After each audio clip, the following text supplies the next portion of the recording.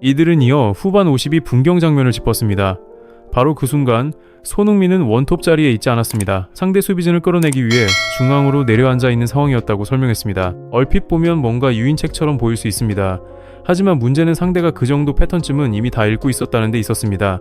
상대팀은 리그 2위 산노세였습니다. 그리고 이들은 이미 손흥민이 중앙으로 내려앉아 수비를 끌어내는 유인책을 쓴다는 것을 알고 있었다고 했습니다. 그래서 센터백이 괜히 따라 나오지 않았습니다. 대신 주변의 미드필더들이 손흥민에게 패스가 들어오는지만 체크하고 있었다는 겁니다. 손흥민을 막는 방식조차 너무 단순했습니다. 따라붙지 않고 길목만 끊으면 된다는 식이었습니다. 그만큼 LAFC의 공격은 익히고 있었고 뻔했습니다. 이때 주목해야 할 장면으로 왼쪽 풀백 세구라의 움직임이 언급됐습니다. 세구라는 사이드 공격을 위해 오버래핑을 시도합니다. 그러면 당연히 좌측 사이드에 공간이 열립니다. 여기서 델가도는 세구라 쪽으로 공을 내줘야 했습니다. 왜냐하면 비어있는 공간이 명확했기 때문입니다. 그런데도 그는 그렇게 하지 않았습니다. 오히려 중앙에 있는 손흥민에게 패스를 연결하려고 드리블을 치고 들어갔다고 했습니다. 문제는 여기서부터 시작된 게 아니라 이미 그 선택 자체가 상대가 기다리던 함정이었다는 데 있습니다. 상대 미드필더들은 LAFC의 도스 산토스가 손흥민을 원톱으로 놓지 않고 중앙 미드필더처럼 내려서 쓴다는 걸 전술 분석으로 이미 파악하고 있었다고 했습니다. 그래서 손흥민 주변으로 자연스럽게 모여들며 패스가 손흥민에게 연결되는 순간 바로 끊어낼 준비를 하고 있었다는 겁니다. 이 상황을 제대로 읽었다면 델가도는 공을 반대로 전환해서 빈 공간으로 침투하는 세구라에게 패스를 줘야 맞았습니다. 하지만 그는 생각 없이 손흥민에게 패스를 넣었습니다. 결국 그 공은 상대에게 끊겼고 세구라가 이미 올라간 뒤 비워둔 공간은 상대 공격에 완전히 노출되고 말았습니다.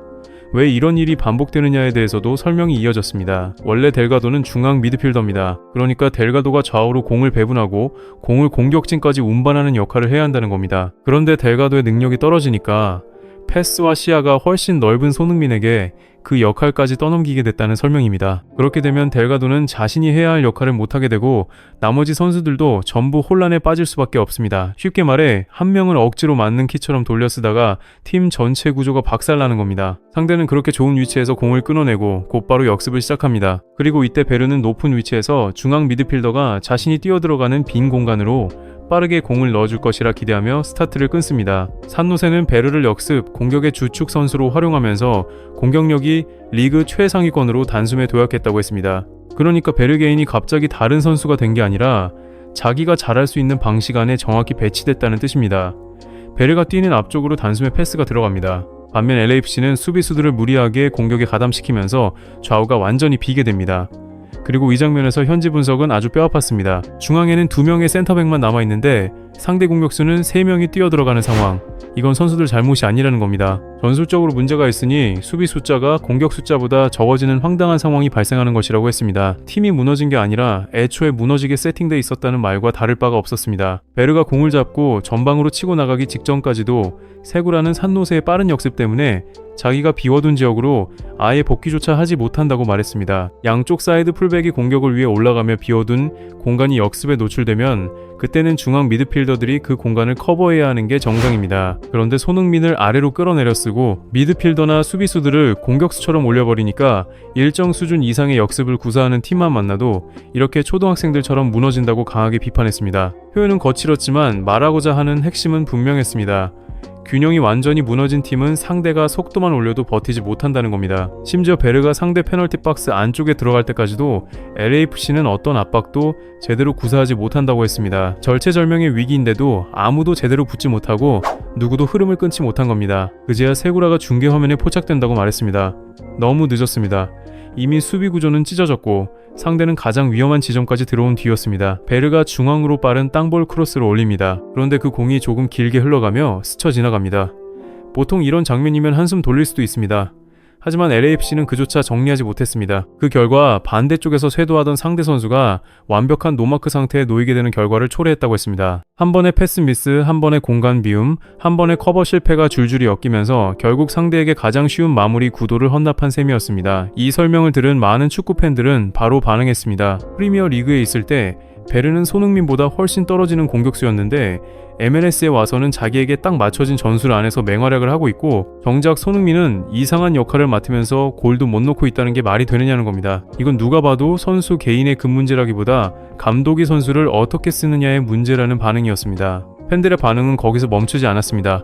선수들끼리는 이미 다 알고 있을 거라는 말까지 나왔습니다. 베르가 이날 잘한 것도 맞겠지만 그보다 더 본질적인 건 손흥민이 저런 이상한 감독 밑에서 지금 행복 축구를 전혀 하지 못하고 있다는 사실 아니냐는 일침이었습니다. 이 말에 많은 팬들이 고개를 끄덕였습니다. 왜냐하면 이날 경기 내용은 너무 노골적이었기 때문입니다. 누구는 자기 장점을 살려 뛰었고 누구는 자기 장점이 사라지는 자리로 끌려 내려갔습니다. 차이는 거기서 갈렸습니다. 정리하면 미국 현지 매체들과 전문가들 그리고 팬들이 공통적으로 지적한 건 하나였습니다. 손흥민이 못해서가 아니라 손흥민을 못 쓰고 있다는 겁니다. 세계적인 피니셔를 데려다 놓고 마치 중앙에서 연결하고 패스 뿌리고 공간 만들고 공격 전개까지 다 책임지는 맞는 공구처럼 돌렸으니 정작 가장 치명적인 장면에서 손흥민의 칼끝이 사라져버린다는 겁니다. 반대로 베르는 자기가 가장 잘할 수 있는 방식으로 보호받고 지원받았습니다. 그러니 한쪽은 살아났고 다른 한쪽은 묶였습니다. 프리미어 리그 시절만 놓고 보면 많은 이들이 베르보다 손흥민의 급이 훨씬 높다고 봤습니다. 실제로 본문에서도 베르는 손흥민보다 서너 단계가 아래였던 선수라고 언급됐습니다. 골문 앞 결정력이 좋지 않아 빅리그에서 퇴출당한 선수라는 평가까지 따라붙었습니다. 그런데 그런 선수가 MLS에서는 LAFC를 상대로 4대1을 만들어내는 활약을 보여줬습니다. 반면 손흥민은 세계적인 수준의 공격수임에도 가장 위험해야 할 위치가 아니라 자꾸 아래로 내려와 전개와 연결, 유인과 배급까지 맡아야 했습니다. 이건 누가 봐도 정상적인 그림이 아니었습니다. 전문가들이 말한 것처럼 베르는 독일 분데스리가에서 100골을 넣을 정도로 뛰어났던 선수였습니다. 다만 프리미어 리그에서는 수준 높은 수비수들, 전술, 그리고 엄청난 공수 전환 속도에 적응하지 못했고 특히 골문 앞에서는 실망스러운 결정력을 보였습니다. 그런 베르의 데뷔골을 어시스트한 선수가 바로 손흥민이었다라는 대목은 꽤 상징적입니다. 한때 손흥민이 살려줬던 선수가 이제는 자기에게 맞는 판 안에서 살아나 LAFC를 찍고 정작 손흥민은 자기 판을 전혀 보장받지 못한 채 희생양처럼 뛰고 있다는 그림, 이 아이러니가 팬들을 더 열받게 만든 겁니다.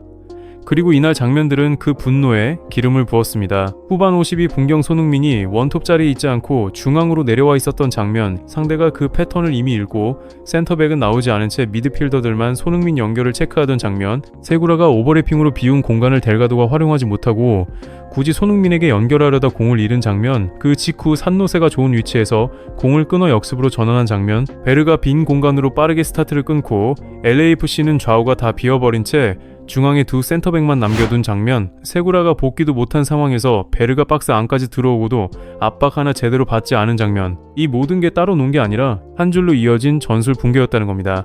더 무서운 건 이게 우연이 아니라는 점이었습니다. 상대는 손흥민을 아래로 끌어내려 쓰는 LAFC의 패턴을 전술 분석으로 알고 있었습니다. 손흥민 주변으로 모여들어 길목만 막으면 되고 풀백이 올라간 뒤 생기는 뒷공간은 역습으로 찌르면 된다는 계산이 이미 끝나 있었다는 겁니다. 결국 LAFC는 자기 약점을 상대에게 친절하게 공개한 셈이었고 산노세는 그걸 냉정하게 물어뜯었습니다. 그래서 현지에서는 이 패배를 단순한 대패가 아니라 감독이 자기 손으로 팀 약점을 확대 재생산한 경기라고까지 보는 분위기였습니다. 손흥민은 세계적인 피니셔입니다. 그런데 골을 넣어야 할 선수를 내려쓰고 주변 지원도 없이 혼자 다 하라고 몰아붙이면 어떤 선수라도 버티기 어렵습니다. 손흥민에게 골도 넣고 패스도 하고 공간도 만들고 전술적인 구멍도 메우라고 요구하는 건 사실상 불가능한 미션입니다. 그런데 도스 산토스는 그걸 계속 시키고 있다는 비판이 터져 나온 겁니다. 결국 현지의 맹비난은 감정적인 화풀이가 아니라 경기 장면 하나하나를 뜯어본 뒤 나온 구조적 비판에 더 가까웠습니다. 그래서 팬들이 마지막에 내놓은 말이 더 아프게 꽂혔습니다. 베르는 자신이 잘해서만 돋보인 게 아니라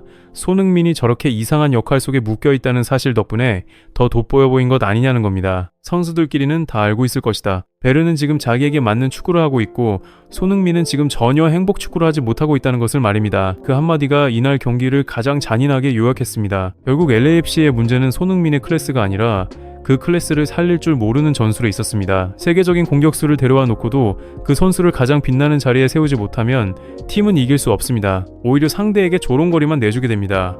그리고 이날이 바로 그런 경기였습니다. 미국 현지 매체들이 왜 이렇게까지 격하게 반응했는지, 왜 팬들이 고개를 끄덕였는지, 왜 도스 산토스를 향한 분노가 폭발했는지 이제는 너무 선명합니다. 손흥민을 살려야 팀이 삽니다. 그걸 끝내 못 알아보면 이런 참사는 또 반복될 수밖에 없습니다.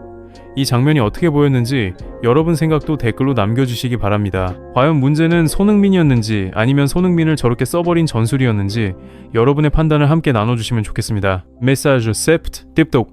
Message bị. Fall for a couple of seconds, do Roy.